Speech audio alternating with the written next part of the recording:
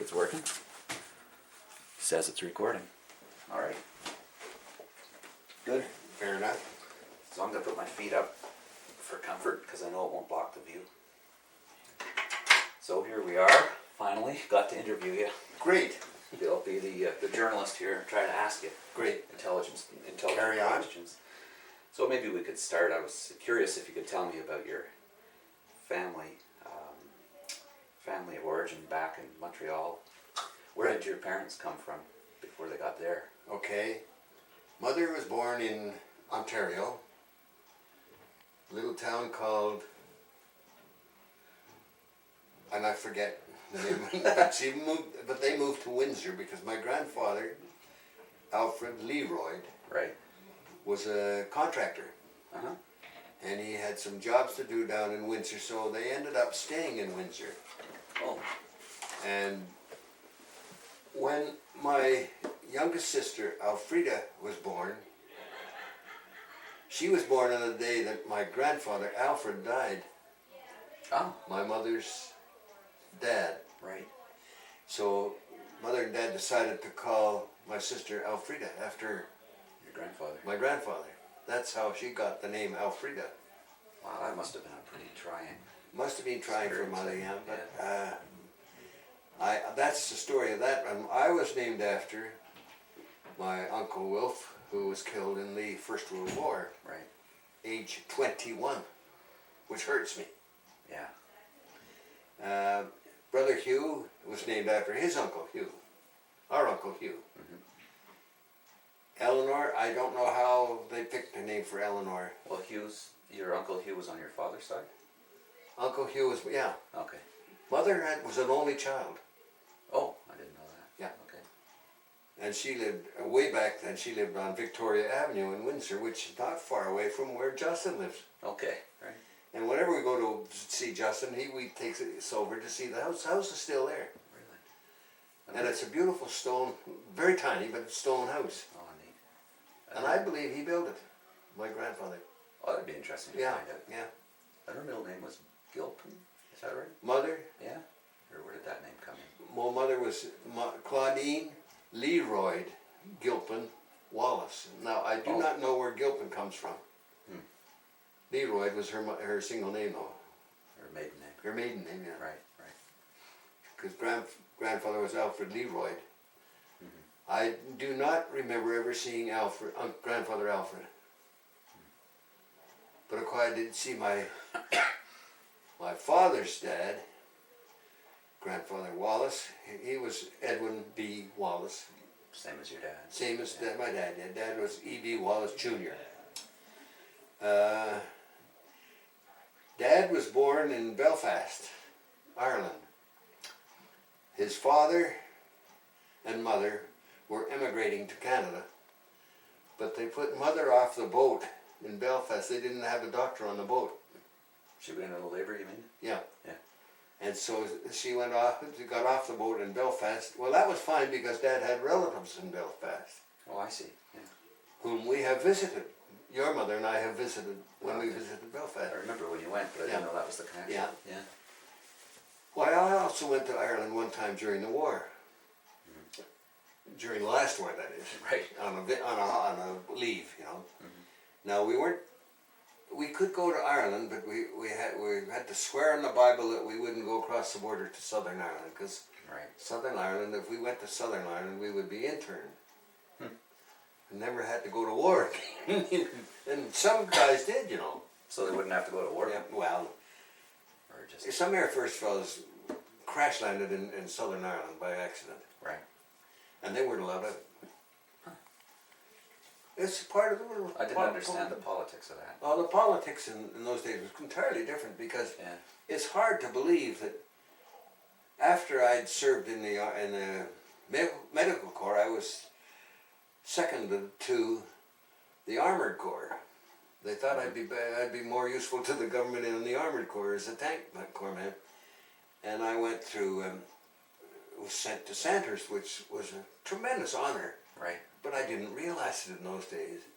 I said I'd go for the Armored Corps. They said, all right, we're sending a bunch of guys home to Canada to train, except me.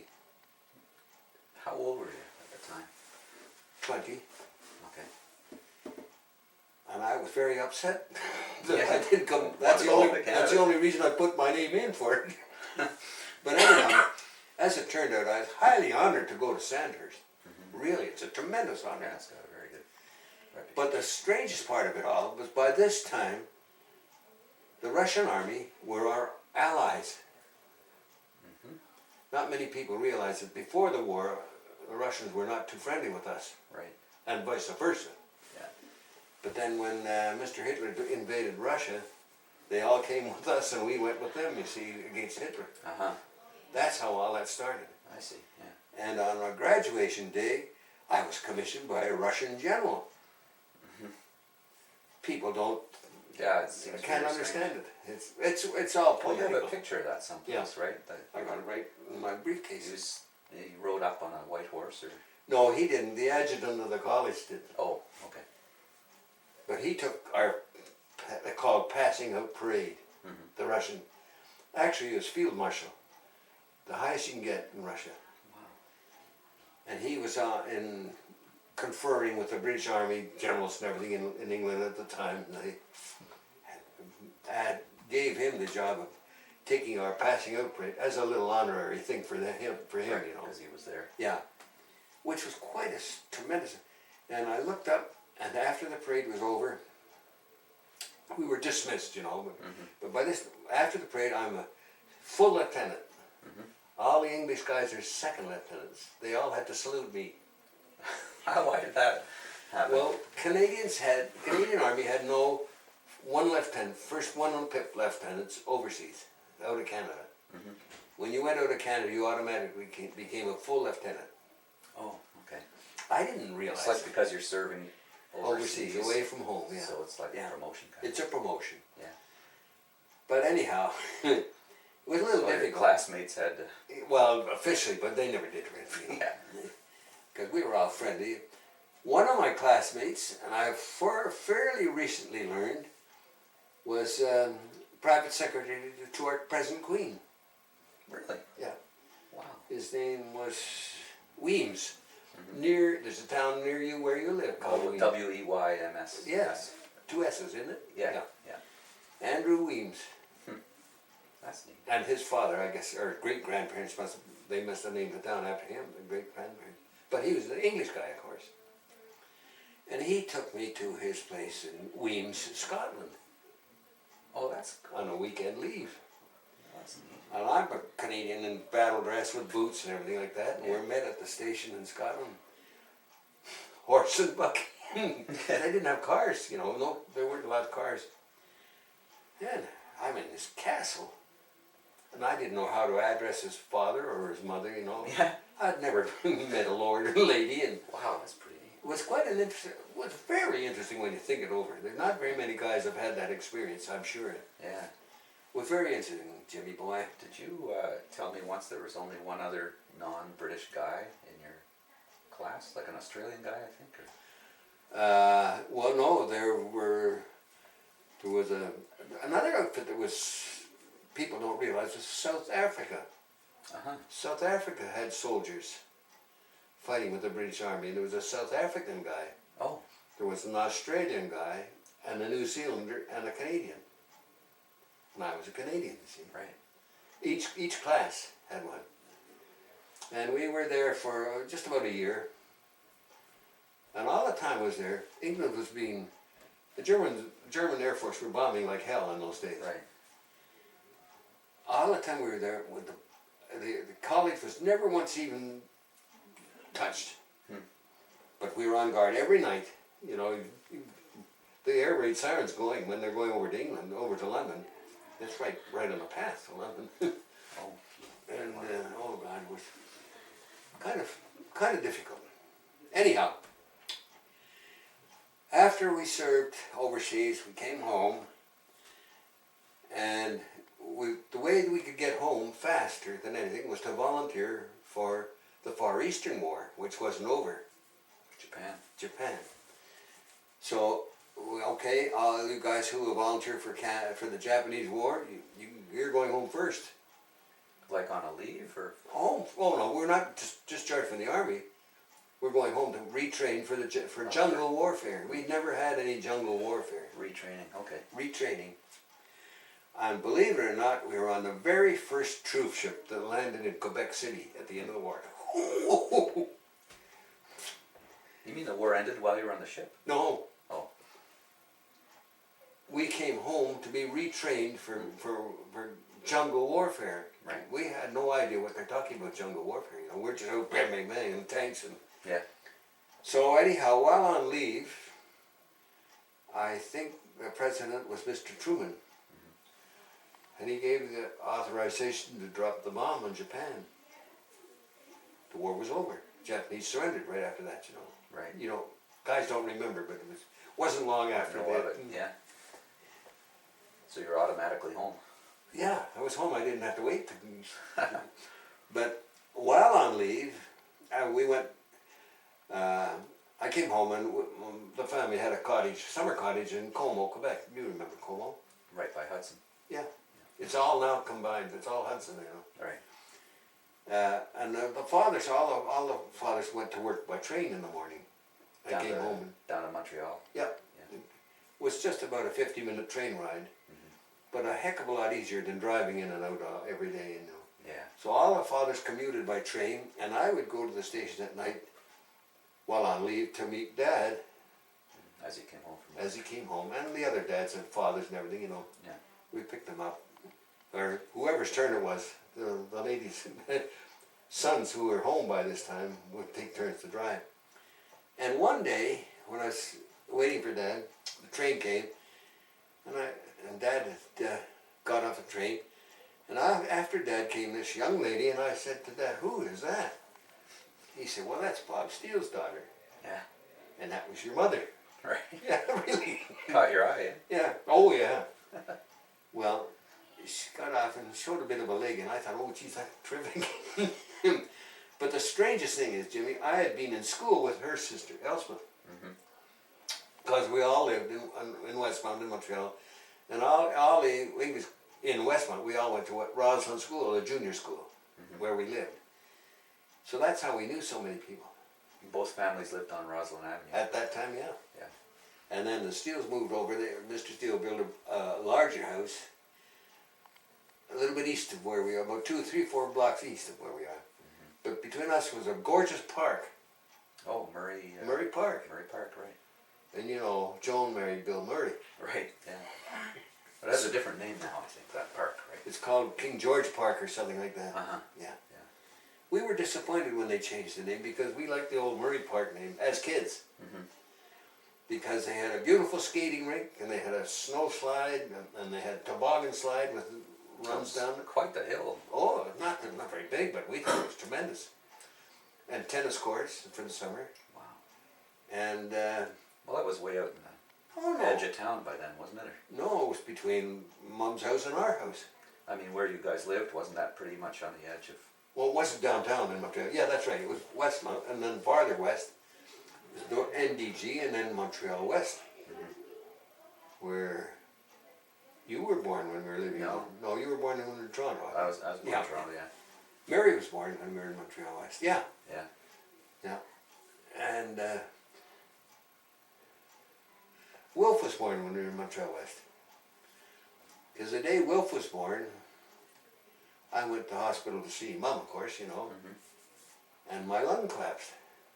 When I was that night when I got home, after seeing Mum and Wilf, and we only had one telephone, which was downstairs, but the bedroom was upstairs in our house, and I couldn't get down to get the phone. I couldn't even walk. Any idea why that happened? It was called spontaneous neurothorax or something, like a pneumothorax or something. Just something that happens. And... Well, they thought I must have been in contact with tuberculosis in those days. Well, I had been in contact with a little bit of TB. Your Aunt Elspeth was a TB girl. Didn't know that. I know. She'd had TB. But that didn't, they never figured out how or when or why my lung collapsed. But they sent me, I had to go to the country. We had just shut our house in Montreal West, which we'd had for about 2 years or a year. And I didn't see Wilf for the first 3 months of his life. Wow. So was the country, was this like fresh air? Was that Oh the yeah, idea? yeah, that was it. Fresh air and rest and complete. Mm-hmm. Which must have been pretty hard on Mother, because Yeah. Mother wasn't really a cook or anything. In those days it was different, the way things were. Yeah. It was pretty tough for me because, geez, here I am, our first baby, Yeah. I remember what it's like to have your first, bursting with pride and everything, Yeah. but I couldn't get to touch him. But Mr. Steele, your grandfather Steele, was a great photographer. Right. Great photographer. He would send me a picture of Wilf about every 2 weeks. Nice. Yeah. Oh, jeez. Anyhow, I finally got better and I went back to the city and I went to work. At the time I was working for an oil company called McCall Frontenac, which became Texaco, Okay. which is, I think, out of business now. I haven't seen a Texaco No, for I don't even know. years. I don't even know if they're available in the States. Don't know what happened to them. I don't know. Yeah. But I went back to work and they said, well, you've been off work for 3 months or something like that. We don't have a job for you anymore. What was it that you were doing with them? Just clerical work, in the office. I don't know what the heck I just forget how that happened. But anyhow, I soon got another job. In those days there were lots of jobs. Lots of jobs. Nothing spectacular, but just clerical Something. jobs. Yeah, it was something. So we started over again and then Dad said, well, why don't you come on in with me? Hugh is here, why don't you come in with me too and we'll make a team, which we did. Where was he working? Who? Your dad? Montreal, his office No, was Montreal. what company, I mean? Oh, Donahue Corporation. Donahue, oh, yeah, right. Oh no, that was Dad's company, and the factories were in province of Quebec, Eastern Township. Main factory we had was in St. Hyacinthe, Quebec, where most strange, funny thing how strange things happen. Celine Girouard, 4 doors down, comes from St. Hyacinthe, Quebec. Plumika? Yeah. Isn't that funny? Yeah. Isn't that strange? She knew nothing about the plant that we had there. She would be too young, you see. It's long gone, I guess. I don't know. Oh, I must be, yeah, because we manufacture elastic and elastic products. Right. And a lot of those products were in great demand. Mm-hmm. We manufactured, one of the main things we manufactured was women's girdles. Yeah.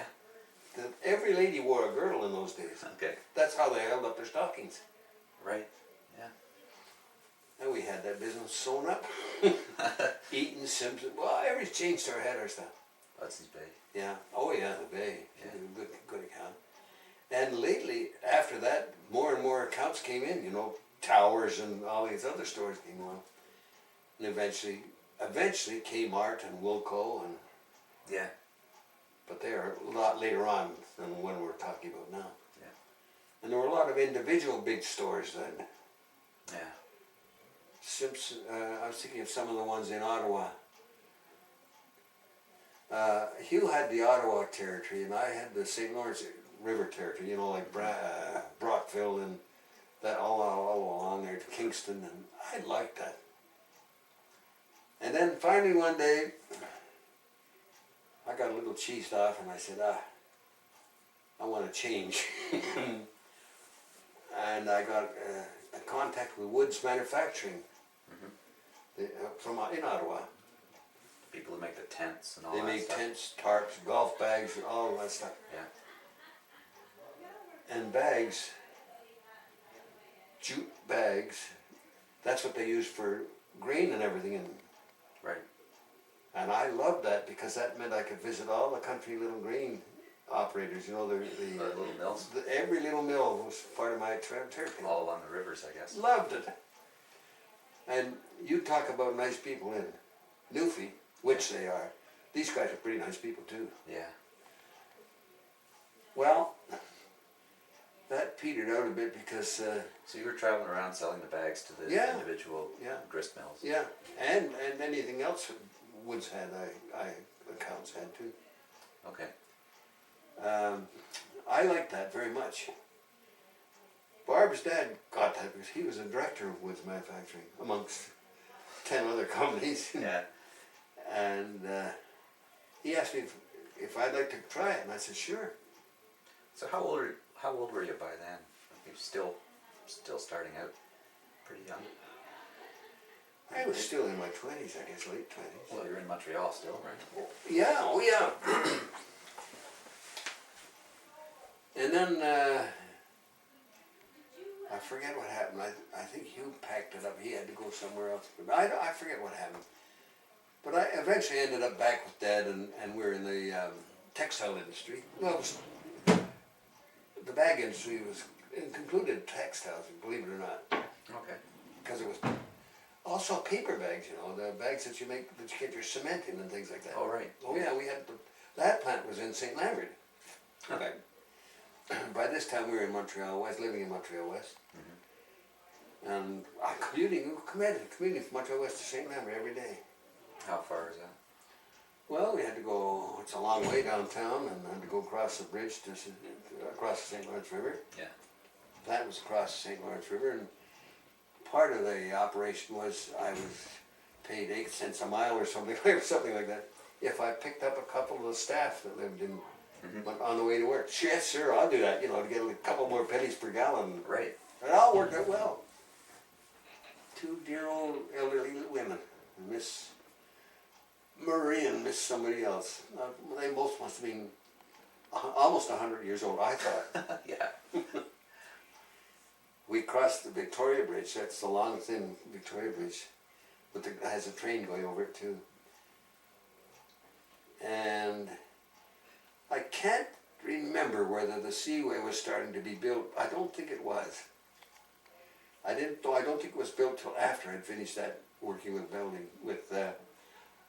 Woods. And then I went back to building because they came and asked if I would take over the Toronto office.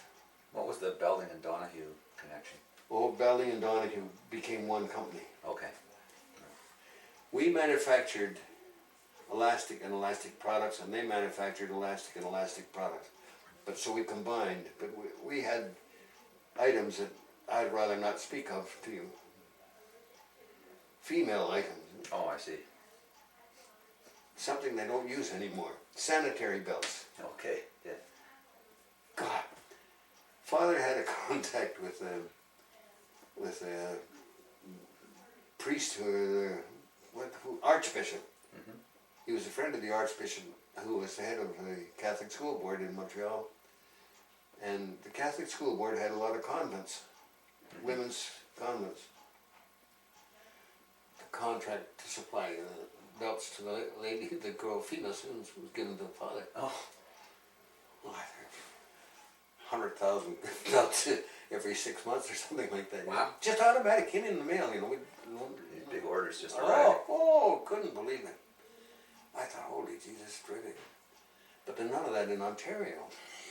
Right. You know, I didn't know there wasn't any of that in Ontario. But so anyhow, you're talking about commuting to work over the bridge there. Yeah, okay, yeah.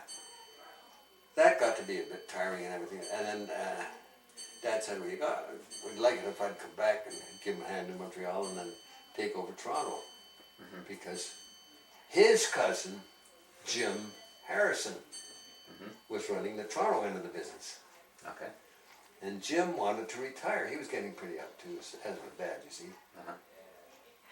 So he said, would you go down and have a look at Toronto? And I said, sure. I really didn't have anything to lose, you know. Mm-hmm. And I came up to Toronto. We had an office on Wellington Street, right behind the Royal York Hotel.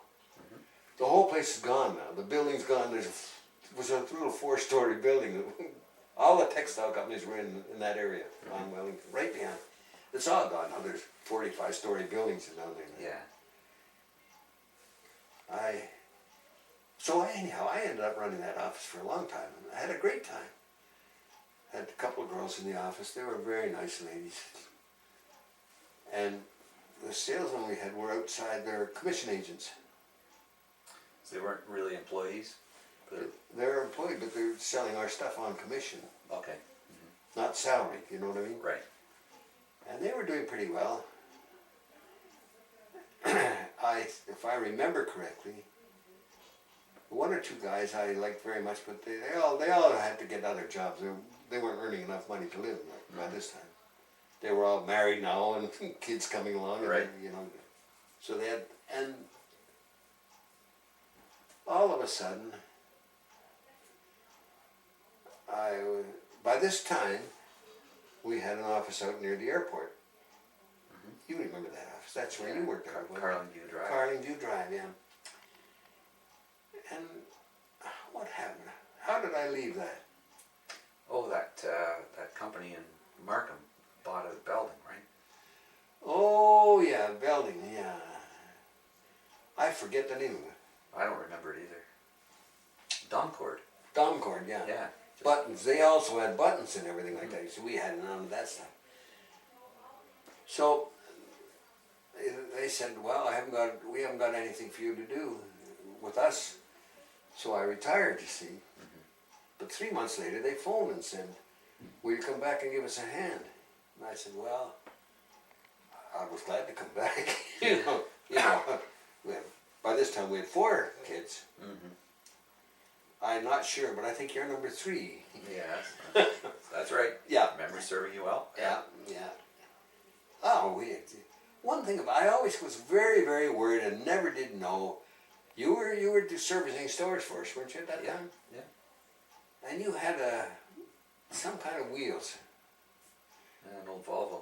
Was it that? And you had a trouble on 401 or something? Oh, I had an accident. Yeah, that's right. What was that accident? You ran over something? Yeah, it was a post from a guardrail. You know, they'd like, I don't know, 8x8 Oh, yeah. posts that rolled up those steel guardrails. Yeah. And I came over a little rise as I was shifting lanes. So I was actually looking in my blind spot. And when I looked back, I had come over the rise and there was this post. Gee. And I couldn't swerve to avoid it because I had a transport truck on either side of me. Yeah. One guy was moving over as I was, you know, from the second to the third, as I was going from the third to the fourth, maybe. And I hit this thing, and I was going about 60 miles an hour, and it brought the wheel right up through the floor. It really ruined, well, it rode off the car. But it was terrifying because I was in the middle lane out of 5 on the 401 when this happened. Well, but how did you get back? Instantly, a tow truck happened to arrive. Oh, and he hooked me up and just literally dragged it off the road. He had to speed up to the speed of the traffic with his car scraping along. Weren't you lucky? Yeah. Then what happened? Well, I went to my insurance guy and said, you know, do I have any hope of getting a claim for this? And he said, only if you can produce the 8x8 piece of lumber that you hit. Oh, gosh. And I went back and looked for it, but it was gone. Oh, of course, yeah. So I went back to him and he said, well, I see you like Volvos. I have, my daughter has this old one she's wanting to sell. So I bought it for $45. And I took all the parts from the one that had just been wrecked and put them on this old station wagon and got it on the road. So it wasn't too bad a deal. Well, where were you living at this time? At Applegate, Palgrave. I was living with you guys. I don't remember you doing all this car work on the car, though. I was doing it there, yeah. We had a little bit of a parking area down by the line. The little turnaround spot. Yeah. That's where I did it all. Really? I did it really fast, though. I was probably a week and I had it all done. And I sent the other one away to the wreckers. I must be going down every day and working and then coming back and you. I think so. Yeah. Yeah. I'll be darned. So then you were back working for this new company, Doncord, right? And if I remember right, they took you back kind of not quite full time, is that? They said, well, how long were you staying? And I said, well, let's try 3 months or something like that. But I think I stayed over 2 or 3 years. Oh, okay. But then they moved to Markham. Yeah. No, and we were up in Palgrave. Getting to be a pretty long trip. Yeah. Yeah.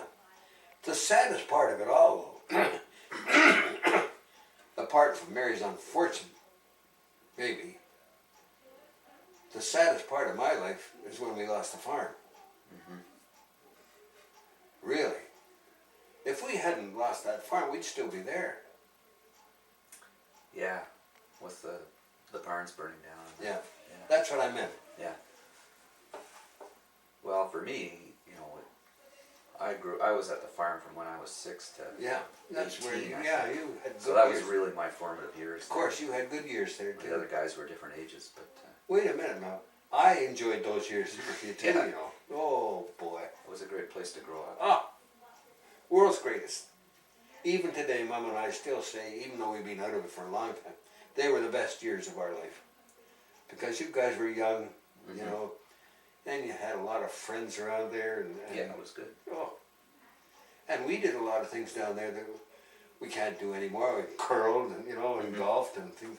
Well, and there was the outdoors all the time. Oh yeah, always. Stuff to do Mom with and the her animals. beloved gardens, and you worked like the Dickens in Mom's gardens and building things for Oh her. yeah, yeah. And everybody worked on the farm, helping feed the cattle and all that stuff. And the bloody horses and Fixing fences all the time. oh yeah. Gee, we had a good time at that farm, Jim. Yeah. Best time, honestly. Didn't you go up and cut the grass at the cemetery a couple times too? Yeah, I had a bit of a Yeah. summer job there. Yeah. My first summer job, Yeah. working in a cemetery. That's all right. It's nice to talk about. You know? Yeah. Very, very enjoyable. Well, by this time we lost the farm, went to Paul Gray, and I don't know why Mom said, of course we spent a lot of money and times at Paul Gray, you know, we put that pool in and built that new basement for you down there, and you and Harold McCullough built the little change house. That's right, yeah. Well, they were 10 years there, I remember. Was that long? Yeah, 76 to 86. I'd forgotten it was that long. I think I might be still commuting to Markham. Or Markdale. Markham. Markham. Yeah, you were certainly commuting when we were at Palgrave. That must have been there, yeah. Yeah. Because from there we went to Orangeville, the apartment in Orangeville. Mm-hmm. Okay. Well, then you were retired at that Yeah, point. yeah. And I enjoyed Orangeville very much, you know. Because, A lot of people you knew there. oh yes, we knew a lot. Well, it's because of our connection from the farm. Mm-hmm. We knew a lot of people in Orangeville. That's where you had to go to shop, remember? Yeah. And Orangeville then was a small town, and you knew everybody. You knew all the merchants because you curled with them all. You went to church with them all, and your kids all went to school with their families. You had a lot of friends there, didn't you? Yeah, well, I went to school and... Didn't the lady you married come from that area too? Uh-huh. Yeah. Yeah. Yeah, I knew your wife's, your partner's dad very well because he was with Lions and I was with Lions, you see. Reg. Reg. Yeah. He died far too young. What did he die from? Stroke. Uh, Well, Nancy can give you more details. well, yeah. But, Yeah. he had a stroke, but he lived for a few years after that. Yeah. There were other complications, but I remember their farm on Highway 10. he was just 60. Yeah. Died at 60? Yeah. Oh, Just after turning 60. Just after. how sad.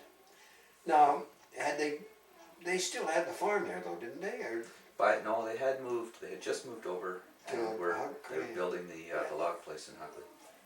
which is a very nice place. Yeah. She's got a great view from up there in that house. Her birthday was just on Friday. She turned 80. Yeah. Celia. She was always very nice with me, strangely enough.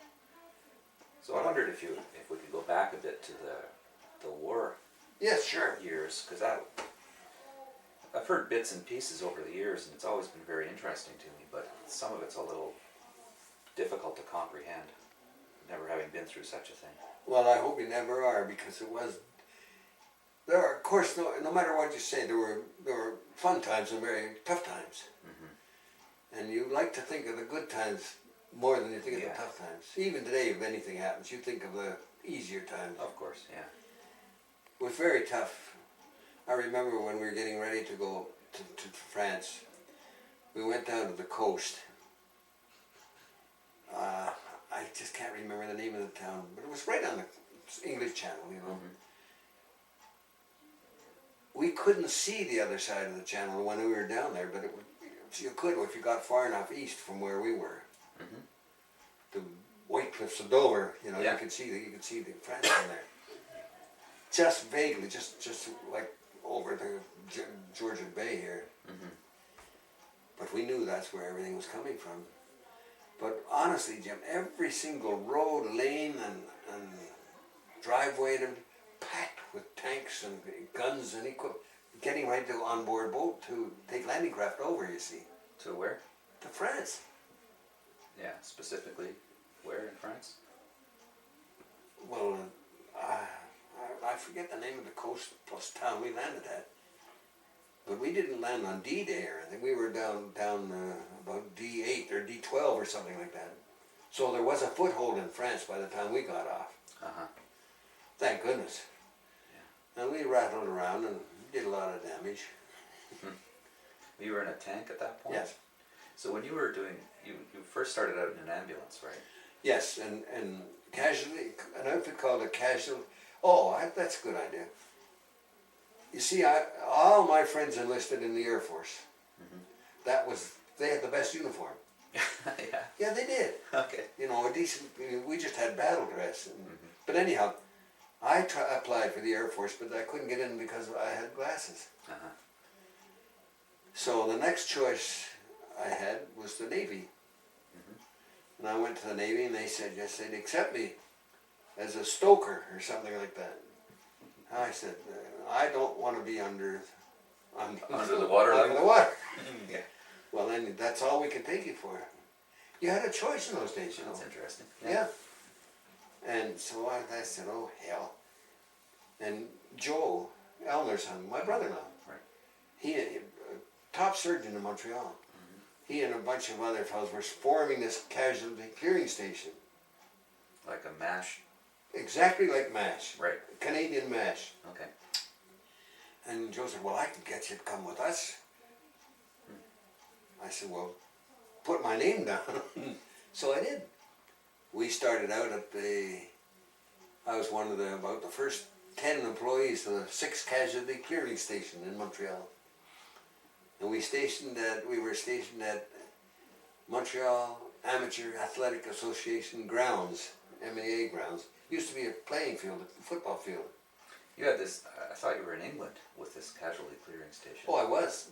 But it was in Canada first. I went overseas with the casualty clearing station. Oh, I see. Okay. And bear in mind, we'd never fired a rifle or anything, you know, the medical guys in those Right. days. But we're taken out to a camp where we're supposed to lie down and shoot rifles, which we did. It was great. I had a wonderful friend in the casualty clearing station. His name was Eddie Borden. Now, the Americans weren't at war, you see. Right. But a lot of American guys wanted to come over and enlist. Mm-hmm. There was unemployment insurance, I guess, in the United States too. But anyhow, Eddie came up with us. He was older than us, but he was a sports writer for a sports magazine in the United States called The Ring Magazine. Okay. And he knew all the boxing people. Huh. But he was, as I say, he was about 15 years older than the rest of us. And we're all very junior members of the forces, you know. They're stationed in Westmount, Quebec. And one morning, about after the 10th morning, one guy was made sergeant major. By this time, we're all friendly with these guys, you see, and you know, Yeah. first name and everything. And Eddie used to walk out of the campground every day, morning. And the sergeant said, where the hell is Eddie? No, we didn't know where he was going. Yeah. Maybe think he's going down. They were great gamblers, you know, those American guys. They placed bets and everything. Going to see On horse racing and everything. Oh. Oh yeah, that was his big job, you know, reading the sports. All right. I'm telling you, this is a little of the fun part. You know? Yeah. Finally, when Eddie wandered back in, the sergeant said to Eddie, where the hell have you been, Borden? He said, I went to get a shave. He said, what? He said, I went to get a shave. He'd never shaved himself in his life. Oh, You'd always be to a bar. But down in the States, they did that, you see. I see. This is true. Wow. What a different way of living. Oh, it was fun. So we had, anyhow, we went overseas. We went to, from there we went to Sussex, New Brunswick, a camp in Sussex, New Brunswick, a holding camp until there was a boat for ready to take us over. And from Sussex we went to, oh no, while in Sussex, I had an attack of appendicitis. And I had to have my appendix out. But this was an experience for the casualty clearing station guys. Oh, right. The only officers we had were doctors. Mm-hmm. They were all surgeons or medical or padres. Uh-huh. So you can imagine the military stuff, which we didn't have too much of at the time. Because these guys aren't off, they're soldiers. No. Except Joe Luke. Right. He thought he was the world's greatest training guy. He was full of vigor, and he was well shaped, Elm or something. Right. Do you remember him? Yeah, I do. Yeah. Anthony's dad. Yeah. So oh yeah, that was it. I had an attack of appendicitis. They said, well, we're going to take us out before we're going overseas. Mm-hmm. So when are we going overseas? Well, we never knew when a boat was coming in to take us over. Because we had to go from Sussex to Halifax. Right. Which is another train ride. But anyhow, when I had my appendix out, they said, well, we'll give you a ticket, you go home, come back in 10 days. When I came back, the outfit had gone. No, when I came back, all the other guys were on leave, what they called an embarkation leave. So just before going overseas, they had a little break? Yeah, 5 days or something back home to say goodbye to everybody. You never knew whether we were ever going to get back again, you see. Right. And when I got back, everybody was still away. But I said, well, there's no use you going back to Montreal now because it's an overnight ride on the train and shit. And I'd been by, and I'd said goodbye to all my pals anyhow. My girlfriend, who was a great gal in those days, not your mother, but a classmate of your mother's, lived 4 or 5 doors down the street from her. Oh. Betty Pritchard, her name was. Dear friend, still is. We get a card.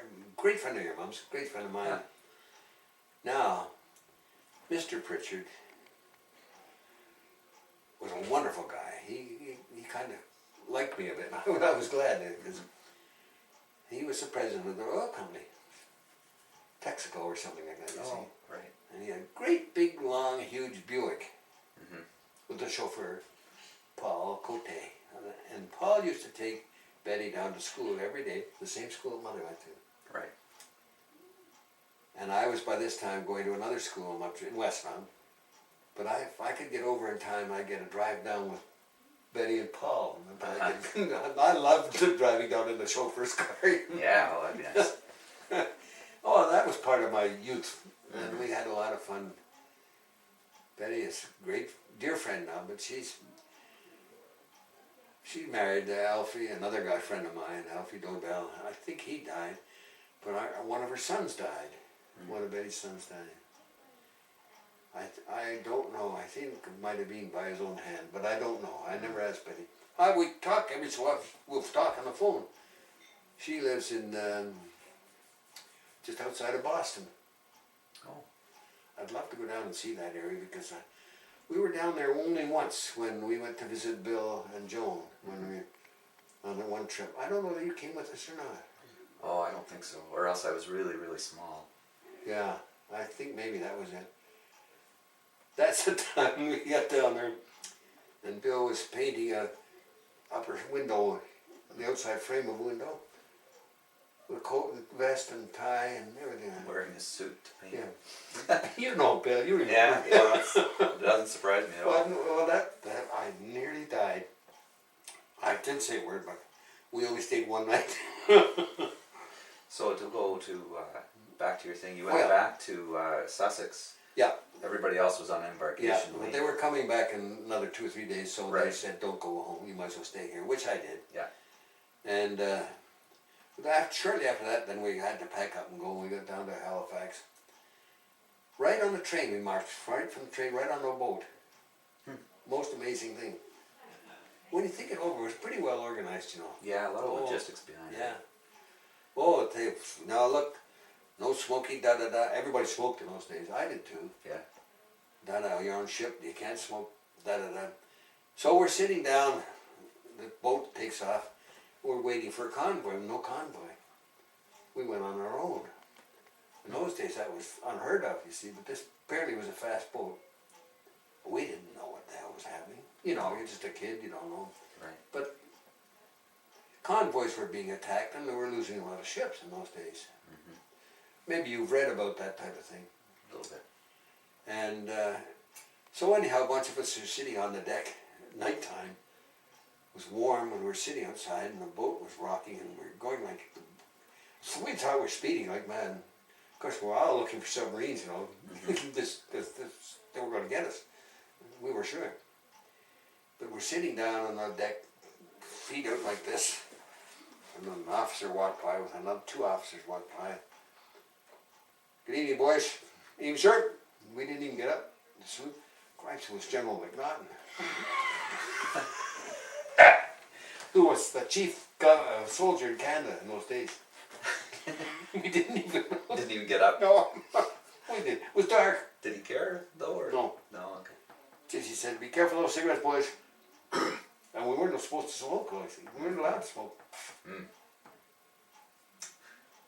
So, you got your number? We thought, you know. Yeah. We're dead. We thought we were going to be put in jail when we get England. But do you know what? The man who's the head of the Canadian government, Canadian Army today, the head man, the top general, not the top commander. Yeah, the top commander, but not the top brass or whatever. He's a grandson of Lieutenant General McNaughton. Oh, really? Yeah. And he's 51 years old. Yeah. He's got a short name. Oh, and the guys like him. He's been over to Afghanistan 2 or 3 times. Very popular young general. Could you imagine, 51 years old? I mean, the head man of the Canadian Army. Christ. Well, anyhow. Prime Minister's 51 years old. Yeah. Well, Yeah. I'm willing to give him a chance, but I think he's a turkey. Where were you, Jimmy boy? Well, you're on the boat heading over. Oh yeah. So I think it was about a 4-day trip, 4 or 5 days. In those days they didn't fly, they didn't go too fast, you know, boats were going. But being a single ship, we were able to go, as far as I know, we sailed right through. When we arrived in Liverpool, and we're disembarking, or whatever you call it, from the ship, air raid. Just as you're getting off. Just as we're getting off. Of course, we didn't know what was happening. A lot of us passed a little wind.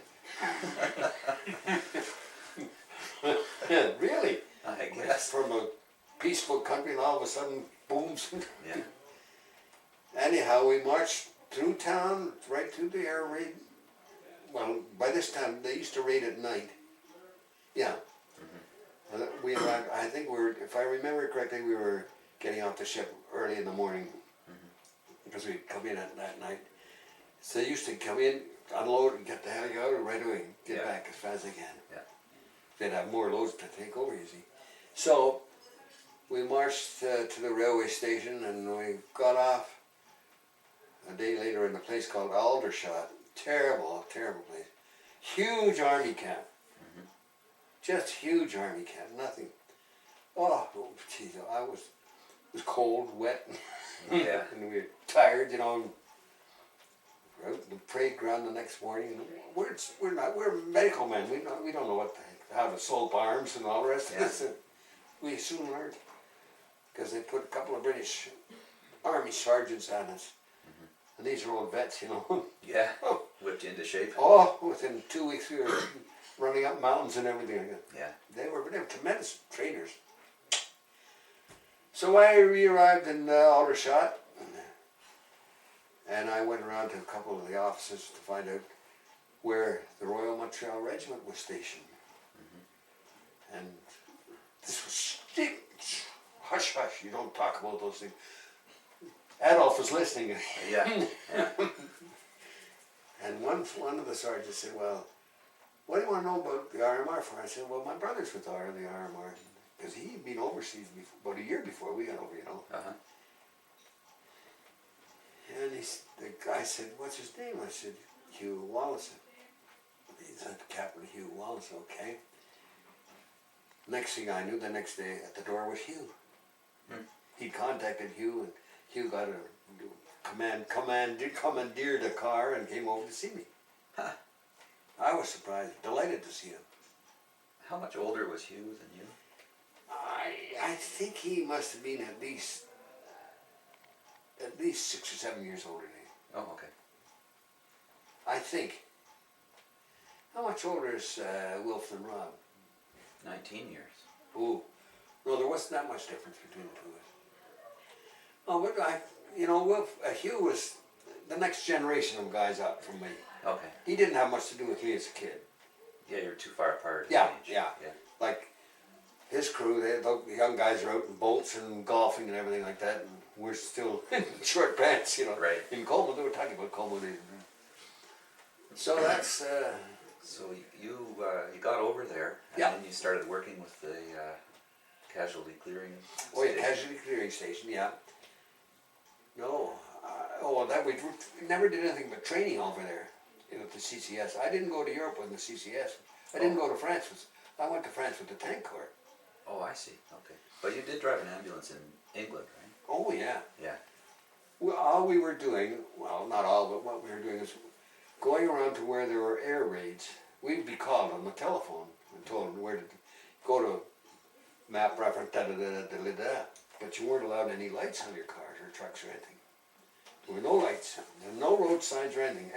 Every sign was taken down. The blackout. Blackout, yeah, exactly. Every road sign was down. There were no numbers or anything. Mm-hmm. So how did you go? Well, a dispatch rider went in front of us on a motorcycle with one single little backlight. Mm-hmm. And that's who led us to where we had to go. Of course, we could see where the fires were, from bombs and everything like that. Uh-huh. And I got very sad one time when we went to a couple of other fellows and myself. We had nurses with us too in the CCS. Right. Lovely, lovely girls. 2 or 3 of them from PEI, whom we've seen since then. Of course they're all old ladies now, like me. But one time we went to a place and we weren't supposed to be helping the guys pull the people out, rescuing the people. We were medics supposedly. Mm-hmm. Not me, I'm the driver. Right. But the sergeants were telling me, you get the hell out of here, you're supposed to, who's going to drive your stuff if something happens to you, da-da-da-da. They have old routine. We're beside a building, let's say a house like this, flattened, you see. Fire over on one side of it. The firefighters had just arrived. I greatly admired them. Mostly old guys. Really. So they're pulling people out and they're trying to, and I went over to help and we pulled this young girl, couldn't have been more than 14 or 15. She had her legs were off. Oh. Yeah. So I got back and I said to Joe, geez, this isn't for me, Joe. I said, I nearly died when I saw that poor kid. He said, well, we've just recently got a request from headquarters. Anybody who had a senior matric or something, or college or something. See, I'd just finished high school. I was going to McGill the next fall. Right. And that's when I enlisted. Uh-huh. I was walking down to go to McGill and all of a sudden there was this Air Force guy, a friend of mine, beautiful uniform, little money in his hand, I said, come on. They wouldn't take me. So anyhow, I got in, Joe got me into the casualty clearing station. But let's go back. He said, we've just got this order or something from headquarters in Leatherheads in England, Canadian Army, that they wanted to send 50 Canadian home to Canada to train for Armored Corps. We didn't have much Armored Corps in those days. The Canadian didn't have much Army, period. Right, yeah. We were a peace-loving nation, really. And except at war times. And I said, well, can I apply? He said, sure. I applied, and somehow or other, they had 3 week, first of all, they had a 3-day preliminary just interview with brass, all guys with red tags and gold braid, and you're terrified of these guys. You know, that's walking the Lord as far as soldiers are concerned. And I stumbled my way through, and they said, well, we'll send you to Canadian Army. Is going to have a 3-week course in England here. If you get through there, we'll send you home to Canada to train. Oh boy, I wanted to get home. Yeah, I would have been a hero, you know, being overseas, being in war. They didn't know that we hadn't been in war, but they knew that we didn't bombed and everything, you know. Yeah. So I got through that, and then all of a sudden they said, there's been a change in orders. We're only sending 42 home or something like that. But Wallace, you're going to Tank Corps in Britain. Yes, sir. Yeah. Well, where's that? And he said, well, it's over here. Showed you a map, you know, Kimberley and Surrey, da-da-da. So I looked at it, it's Royal Military College. This is where the princes and kings and everything go. Yeah. Holy shit. Nah, walk in. Okay, you're over here at Wollaston, here, it's your only, you know, all the W's are here, the A's, and here, it's that. So, I started there, and I bumbled my way through. I'd never been in a tank. So this was training actually in England. Using the tank? Or? Yeah. I'd never been even close to a tank, honest, Jim. I'd seen them going by and everything, you know, in their training stuff. Huh. But fortunately, some of the guys who were the training sergeant staff at this university, at Sandhurst by this time, had been in action. In the beginning of the war, Africa and Italy, things like that. You see, these guys had been in, and they knew what we were all greenhorns and everything, and they were pretty damn good to us. So, it wasn't long before you're in a tank, driving a tank. Sensational job, you know. I guess that'd be quite something. Well, there's no steering wheel or anything. A couple of levers. Yeah, you brake. Brake one side, brake the other side. But you only can steer if you're in gear. You can't steer in neutral. Well, sure, yeah. So on my driving down the tank driving range, I'd forgotten that you couldn't steer in neutral. I put the shifting gear in neutral, right to a barn. So you're coasting like down a hill or something? The guy sergeant beside me said, "Put it in gear, you stupid effer," you know. That was my first day in the tank. First day you drove through a barn? Yeah. So were you trained in every position in the tank? Yes. During that? Yes. You see, there were 5 guys in the tank in those days. I don't think that many. There's a driver and a co-driver. There's a gunner, a wireless operator, who is also the loader of the gunner, gunner, wireless operator, and the commander. Okay. And we're trained as a commander, but we had to have all 5 experiences. Had to know how to do all of them. We had a number, I think it was called number 19, Mark 19 radio set. It's behind the back of your command, in the tank, in the turret. It's stationed at the back, so you can turn around and talk. And actually, I didn't like wireless work because I never did like wireless work, you know. We were supposed to be able to take it apart and put it together and the old same thing with cannons and guns. I like gunnery. I was pretty good at gunnery, and commanding was easy for me. I liked that. The co-driver was supposed to take over when the driver got killed. You see, he was going to move over and take his place. That's all he was there for. Wow. As well as observe. You know, we need a little slot in front of him to look through. As did the driver. But we drove by, climbed left, right, like that. The guy, the turret, the commander in the top is telling him where to go, where to turn, how. He's got a different place to look at. Yeah, he got a more view. Yeah. Well, we had a couple of experiences that I didn't like. You're not allowed to clean. Oh, you have to clean those. Tank is all metal. Mm-hmm. How do you clean it? A little gasoline, wipe it down and all. Yeah. No, forbidden. That's forbidden. God, you never use that. But we did. Everybody did. Mm-hmm. And there were several accidents. One of our guys, I think he was smoking, not in my tank, but in one of the other tanks in our trooper, forget what it was called.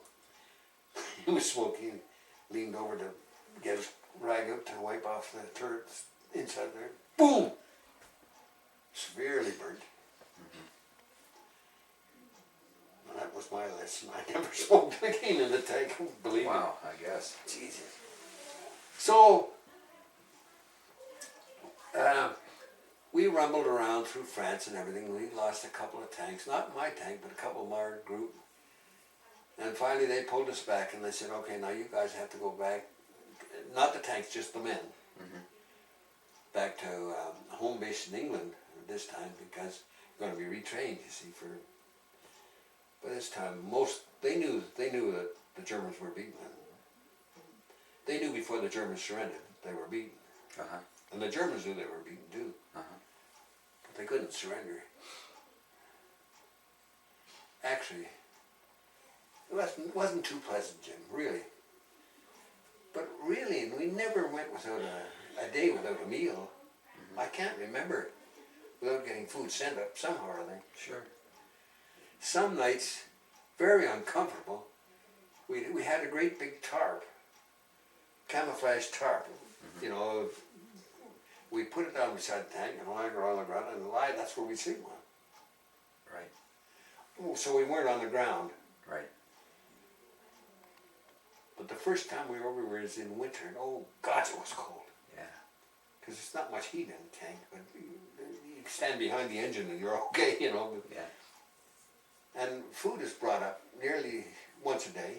Mm-hmm. Now those guys are service corps guys. They work their asses off. Okay. We didn't have cooks with us or anything like that. But we never went without a meal. Hmm. Pretty well organized. The logistics of running a thing like this is tremendous. I guess. So what countries did you go to? Well, I only went through part of France, Belgium and Holland, and a little bit of Germany. And then they pulled us back because they knew that it was over, you see. They wanted to send us back to be trained because by this time they were very concerned about the Japanese. Right, so that's when you ended up came back to Canada, and it ended. And as I say, by this time we were allies with Russia. Mm-hmm. And they had taken a terrible beating from the Germans. Yeah. At this time. But the Germans got back to them. The Russians got back to the Germans. The only Russian I ever saw was the general that presented us with their commission. I never saw another one. We knew they were over there, they were all going forward this way. The Russians are there and the Americans are way down there, way back there. Wow. True. I remember you saying you were pretty glad to see the Americans showing up, though. Oh, jeez. We were beaten to hell. And their numbers were so huge and superior. Yeah. They were fairly well trained, and they have magnificent equipment, you see. Yeah. Much better than ours. And everybody appreciated the Americans coming in, believe me. It was fun. By this time we were back in England, you see, retraining now, waiting for a boat to go home, to go to train for Georgia warfare. Place was swarming with black Americans, American soldiers. I'd never seen a black American soldier, ever. But I think I told you, they were very clever, those guys. They told the girls that they were American Indians. I don't remember this, no? Did I?